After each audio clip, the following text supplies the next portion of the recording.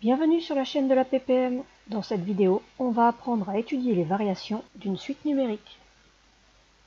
Dans la précédente vidéo, on a vu qu'une suite numérique, c'est un ensemble ordonné de nombres et qu'elle doit être définie de façon précise afin de pouvoir trouver tous les termes de la suite ou en parler sans équivoque. Elle est souvent définie par une formule explicite, c'est-à-dire par son terme général. Chaque terme se calcule à partir de la valeur du rang n, c'est-à-dire comme image de n par une fonction f. Un est égal à f de n. On peut aussi définir une suite par la donnée d'un terme initial et d'une formule de récurrence. Un plus 1 est égal à f de un. Mais souvent, une suite modélise une situation dont on a besoin de connaître l'évolution. Par exemple, le nombre de clients dans un magasin chaque semaine au cours de l'année.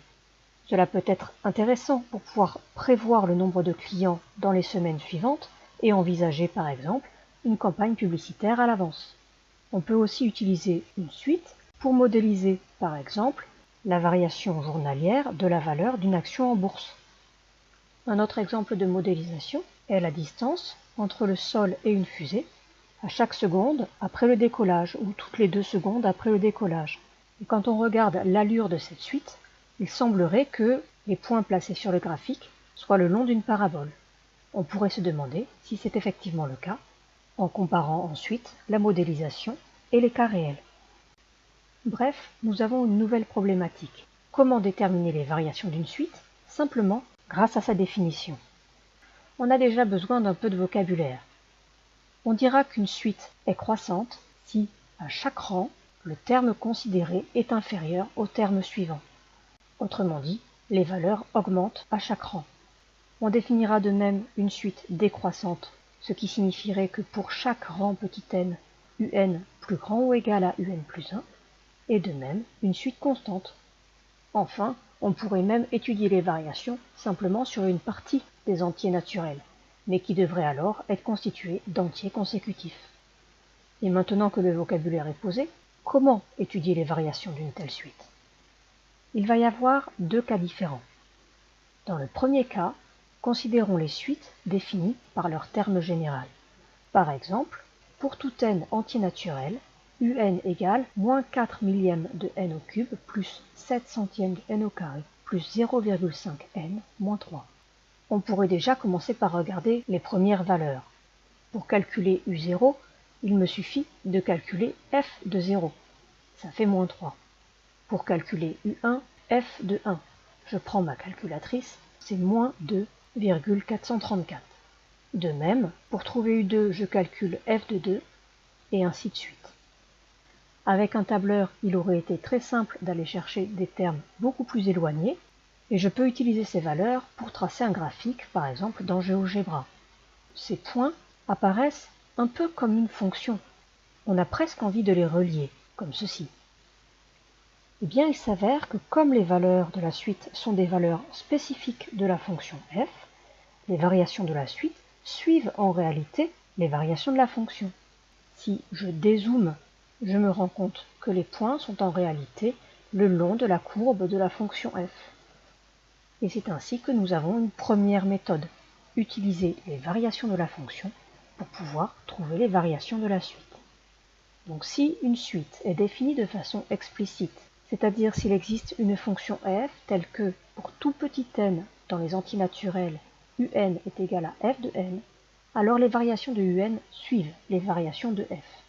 Cette nouvelle méthode, ce sera simplement d'étudier dans ces cas-là les variations de la fonction f et en déduire les variations de un.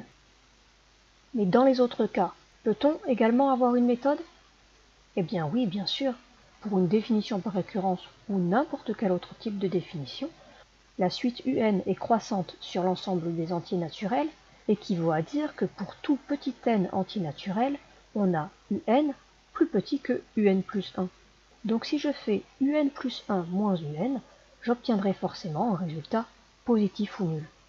De la même façon, un est décroissante sur les entiers naturels si et seulement si, à chaque rang, un est plus grand ou égal à un plus 1, c'est-à-dire que le résultat de un plus 1 moins un donnera un résultat qui est négatif. Cela nous donne la deuxième méthode. Attention, il faudra bien l'étudier pour tous les rangs de la suite et pas seulement pour les premiers rangs. Il nous faudra donc parfois utiliser les connaissances que l'on a des années antérieures, voire même factoriser l'expression et réaliser un tableau de signes. On a donc deux méthodes. On se demandera à chaque fois, est-ce que la suite UN est définie par son terme général? Si non, alors j'utiliserai la méthode 2, et si oui, je me demanderai, est-ce que je sais étudier les variations de la fonction f qui définit la suite? Si la réponse est oui, j'étudierai les variations de f, car les variations de UN suivent celles de f. Dans le cas contraire, si je ne sais pas étudier les variations de la fonction qui donne le terme général de la suite, alors je me rabattrai à nouveau sur la méthode 2 en étudiant le signe de UN plus 1 moins UN à tous les rangs, et je conclurai grâce à la définition d'une suite croissante ou décroissante. Voyons maintenant cela sur des exemples. Vous pouvez mettre cette vidéo sur pause pour faire vos recherches, puis remettre la vidéo en route afin d'avoir une analyse des variations de ces suites numériques. Vous êtes prêts? On corrige. Exemple 1. Ici, la suite UN est définie par son terme général, c'est-à-dire que pour tout entier naturel petit n, UN est égal à f de petit n avec la fonction f qui est la fonction inverse. Or, la fonction inverse fait partie des fonctions usuelles. Je connais ses variations. En particulier, f de x est strictement décroissante sur 0 ouvert plus l'infini. Et comme les variations de UN suivent celles de f, je peux conclure que UN est strictement décroissante sur grand N. Étoile. Voilà pour ce premier exemple. Exemple 2. On a ici une suite définie par récurrence. Ainsi, la méthode 1 ne peut pas être utilisée. Je vais donc directement utiliser la méthode 2. Je vais donc calculer la valeur de UN plus 1 moins UN et regarder si elle est positive ou négative. Oui, mais la valeur à quel rang? Si je fais U1 moins U0, ou bien U2 moins U1, cela ne m'apportera pas grand-chose, car je n'aurai pas un résultat général à propos de la suite. Il me faut donc impérativement faire ce calcul-là à tous les rangs. J'écris donc, quel que soit n appartenant à grand N, et il me faut alors donner l'expression de UN plus 1 moins UN. Mais UN plus 1, c'est UN moins n au carré plus 41. Donc UN plus 1 moins UN, c'est UN moins n au carré plus 41 moins UN. Il m'est très simple maintenant de dire que UN plus 1 moins UN est égal à moins n au carré plus 41 à tous les rangs. Je vais donc chercher le signe de moins n au carré plus 41. Par exemple, je peux me demander pour quel rang on a moins n au carré plus 41 qui est positif. Eh bien cela est équivalent à dire que 41 est plus grand ou égal à n au carré. Et pour avoir n au carré qui soit plus petit que 41, il faut que n soit compris dans l'intervalle moins racine de 41, racine de 41. Si je le souhaite, je peux regrouper ces informations dans un tableau. Moins n carré plus 41 est positif dans l'intervalle moins racine de 41, racine de 41, et négatif ailleurs, grâce à ce que je viens de démontrer. Mais comme en réalité moins n au carré plus 41 représente UN plus 1 moins UN, et que n appartient à grand N, alors n devrait commencer à 0. Et toute la partie où n est négatif ne correspond pas à une situation de la suite. De plus, racine de 41 n'est pas un nombre entier, c'est un nombre compris entre 6 et 7. Ces résultats nous permettent de conclure que UN est croissante de U0 à U7, puis décroissante. En effet, lorsque n égale 6, le tableau nous indique que U7 moins U6 est positif, donc U7 est plus grand que U6. Par contre, à partir du moment où on est à n égale 7, on a à chaque rang UN plus 1 moins UN qui est négatif, et donc la suite décroissante. Regardons maintenant l'exemple 3. Ici, UN est clairement défini par son terme général, par une fonction f, telle que f de x égale moins x au carré moins 2x plus 5 définie sur grand R. Et cette fonction-là, c'est une fonction du second degré, je connais ses variations.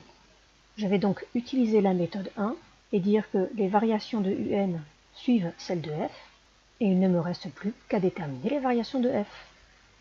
Grâce à mes connaissances sur les variations d'une fonction du second degré, je sais qu'il me suffit de considérer le signe de petit a, ici négatif, donc la fonction est croissante puis décroissante, et qu'elle atteint son maximum lorsque x est égal à alpha, c'est-à-dire moins 1.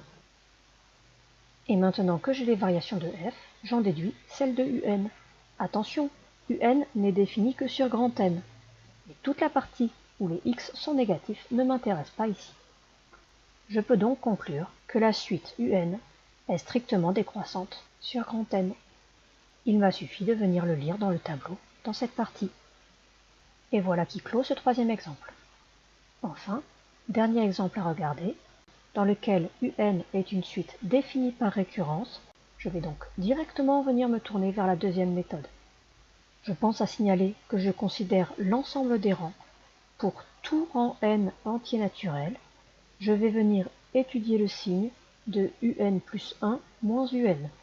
Comme tout à l'heure, j'en trouve une expression en fonction de n, un plus 8n moins 146 sur n plus 3 plus 2 moins un. Comme tout à l'heure, ça se simplifie.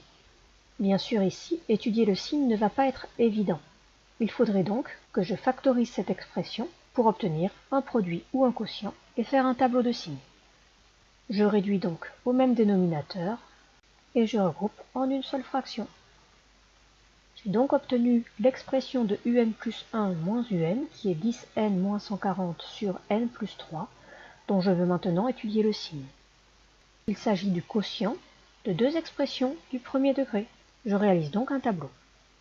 Dans ce tableau, et pour simplifier les choses, je vais faire comme si n était un réel, pour pouvoir étudier le signe de façon générale. Puis, je ne considérerai que les valeurs de n, qui sont des entiers naturels. Pour chercher le signe du numérateur et du dénominateur, je peux commencer par chercher en quelle valeur ils s'annulent. 10n moins 140 s'annule lorsque 10n égale 140, donc lorsque n est égal à 14. De même, n plus 3 s'annule lorsque n est égal à moins 3. Il ne me reste plus qu'à trouver les signes à mettre dans le tableau. 10n moins 140 correspond à une fonction affine croissante. Elle est d'abord négative, puis positive. De même, n plus 3 correspond à une fonction affine croissante, et elle est donc d'abord négative, puis positive. Je peux ainsi conclure sur le signe du quotient. Lorsque le numérateur est nul, le quotient est nul. Lorsque le dénominateur est nul, le quotient n'est pas défini. Et j'utilise ensuite la règle des signes. Moins par moins, plus, moins par plus, moins, et plus par plus, plus. J'ai donc obtenu le signe de un plus 1 moins un pour tous les rangs. Bien entendu, attention, un rang pour une suite ne peut pas être négatif. Donc ici, n commence à 0. Je vais donc m'abstenir de faire attention à toute la partie gauche du tableau et ne considérer que la partie droite après que n ait dépassé 0. En utilisant la définition d'une suite croissante ou d'une suite décroissante, je peux donc conclure un est décroissante de u0 à u14, puis elle est croissante. Voilà pour ce quatrième exemple. De cette vidéo, on retiendra deux choses essentielles. La première, bien entendu, ce sont les définitions d'une suite croissante, d'une suite décroissante, et le fait qu'on peut définir croissante et décroissante entre deux rangs donnés et pas forcément sur n tout entier. D'autre part, on retiendra qu'il y a deux méthodes et la façon de choisir quelle est la méthode à utiliser. Si une suite est définie par son terme général, il me faut me demander si la fonction qui définit cette suite est une fonction dont je sais étudier les variations. Si oui, j'étudie les variations de cette fonction et j'affirme que les variations de la suite suivent les variations de la fonction. Si ce n'est pas le cas, alors on s'en ramène à la définition, c'est-à-dire on étudie le signe de un plus 1 moins un à tous les rangs et on conclut grâce à la définition. Si cette vidéo vous a plu, vous pouvez mettre un pouce bleu et un commentaire sous la vidéo. À bientôt sur la chaîne de la PPM.